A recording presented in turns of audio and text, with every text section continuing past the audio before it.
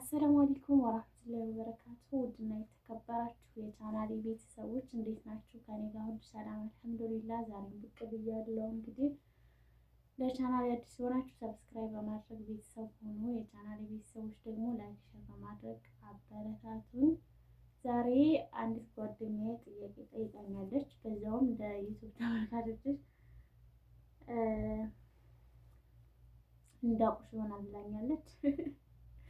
ወግ አይቀርምና አባወራህ አቦላ አረሙኝ። እንግዲህ እኔም ዩቲዩበር ተባልኩኝና ጥያቄ ተጠይቄያለሁ ማለት ነው። እሱን ጥያቄ እንመልስ ይሆናል። ተከታተሉ።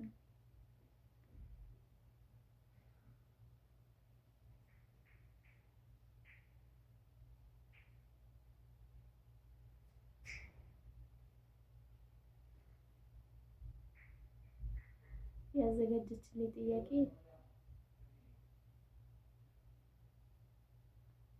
እስከ 10 ነው። ቪዲዮ እንዳይረዝም ቶሎ ለመመለስ እሞክራለሁ ማለት ነው። አንደኛ ጥያቄ የትውልድ ቦታሽ የት ነው ነው? ያው የምታውቁት ታውቃላችሁ፣ የማታውቁ ደግሞ የትውልድ ቦታዬ ደቡብ ወሎ ሐይቅ፣ ከሐይቅ ትንሽ ዝቅ ብሎ ጃሪ ወይም አፍኩዳድ የምትባል ቦታ ነው ተወልጄ ያደግኩት ማለት ነው። ሁለተኛ ጥያቄ ለቤተሰቦች ስንተኛ ልጅ ነሽ ነው? ለቤተሰቦች ሶስተኛ ልጅ ነኝ። ከኔ በታች አንድ አለ ማለት ነው። ሶስተኛ ጥያቄ አረብ ሀገር ከመጣሽ ስንት አመትሽ ነው? አሁን ያለሁበት ከሆነ 1 አመት ከ4 ወሬ። ግን እኔ በ16 አመት ነው ስደት የጀመርኩት። የሚገርማችሁ ነገር ስለሱ ባወራችሁ ታሪኩ ረስም ነውና ለአሁን ሳውዲ ላይ ለ5ኛ ጊዜ ነው ስሰደድ ማለት ነው። አራተኛ ጥያቄ ለመሰደድ ያነሳሳሽ ምንድን ነው ነው? ለመሰደድ ያነሳሳኝ እኔ ጓደኞቼ ናቸው ሲሄዱ እኔም ልሂድ ብዬ ነው እንጂ አላማ ኑሮኝ ሰርቼ ነገ ጧት ብር አገኛለሁ ይሄ ነገር ይኖረኛል ብዬ አስቤ አይደለም የተሰደድኩት። ምክንያቱም የዛን ሰዓት በጣም ልጅ ነኝ፣ ስለምንም ነገር አላውቅም ማለት ነው። እና በጥቅሉ ሲሄዱ አይቼ ነው እላቸዋለሁ። 5ኛ በህይወትሽ ያዘንሽበት ቀን ነው የሚለው። ያለ ብዙ ያዘንኩበት ቀን አለ፣ ግን በህይወቴ በጣም ያዘንኩበት የሚለው አባቴን ያጣሁበት ቀን ነው። 6ኛ በህይወትሽ የተደሰትሽበት ቀን። የተደሰትኩበት ቀን ልጄን የወለድኩ ቀን ነው። እና ደግሞ እናቴ በጣም ታማብኝ ነበር። እሷ ስትድንልኝ በጣም ደስ ብሎኛል። እና ደግሞ ያው ልጄ የአባቴ ምትክ ነው፣ ሁሉ ነገሬ ነው። እዛም ልጄን የወለድኩበት ቀን በጣም ደስ ብሎኛል ማለት ነው።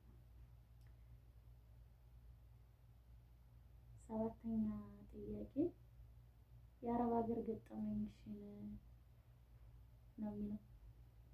የአረብ ሀገር ገጠመኝ ብዙ አለኝ፣ ግን አንዱን ላውራችሁ ማለት ነው።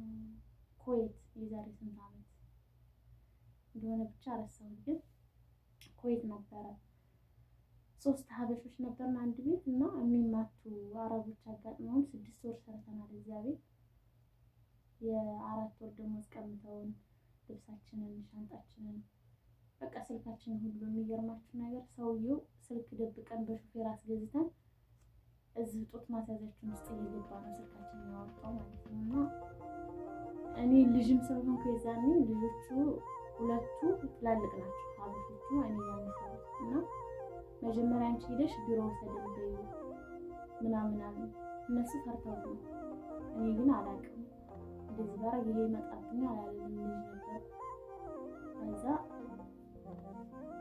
ሻንጣዬን ይዤ እሱ ጋር ሄጄ ወሰደን ቢሮ ምናምን ስለው ተው ዛሬ የተፈጠረውን ነገር ልነግራችሁ አልችልም። እኔም ብቻ አይደለም ግን ሁላችንም መጥቶናል ማለት ነው። ግን አልሐምዱሊላህ አልፏል። በጣም ብዙ መጥፎ ገጠመኞች አሉ እና 8ኛ ጥያቄ ከራስሽ የምትጠይው ባህሪሽ ነው? እኔ አላህ ሁሉን ፈቅዶ የሰጠኝን ነገር የምጠላው አለ ብዬ አላስብም። ግን ደግሞ በቃ ትንሽ ችኩል ነኝ። ችኩልነቴ እንትን ይለኛል። 9 ከአረብ ሀገር ምን አተረፍሽ? ከአረብ ሀገር ያተረፍኩት በሽታ ህመም ነው ያተረፍኩት። ፊቴን አበላሸው፣ ጥርሴ ተገምጧል። በቃ ልጅነቴን በቃ ሁሉ ነገሬን የወሰደብኝ አረብ ሀገር ነው በነገራችን ላይ። እና እኔ እንዴት ተሰደድኩበት ሰዓት ቢሆን አንዳንድ ጊዜ በነገራችን ላይ ነፍስ አውቃችሁ መሰደድ ይጠቅማችኋል። እኔ ነፍስ ሳላቅ ነበር የተሰደድኩት እና የዛኔ የሚገርማችሁ ከተማ ላይ 30 ሺህ ብር ነበር ቦታ የሚገዛው እና አባቴ ያለ ይረሃመው ቦታ ልግዛልሽ ብር ላኪ ሲለኝ እንዴ ቦታ ምን ሊሰራልኝ ቤት ምን ሊሰራልኝ ይለዋል። እና ነፍስ አታውቁ መሰደድ ይጎዳቸዋል።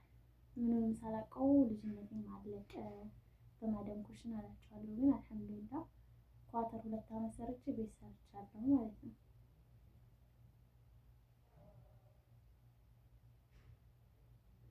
10ኛ ጥያቄ በህይወትሽ የሚጸጽሽን ነገር ሰርተሽ ታውቂያለሽ ወይ?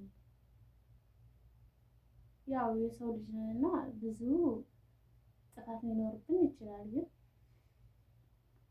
እኔ ይህን ነገር አጠፋሁ ብዬ የምጸጸትበት ነገር የለኝም። ምክንያቱም እኔ በአላህ ቀዷና ቀደር የማምን ሴት ነኝ። አላህ ስለፈቀደው ነው የሚሆነው ነው እንጂ የምለው ባለፈ ነገር ወይ ደግሞ በቃ እኔ እንትን ባልኩት ነገር እንዲህ ባላደርገው ይሄ ይሆን ነበር ብዬ አልጸጸትም።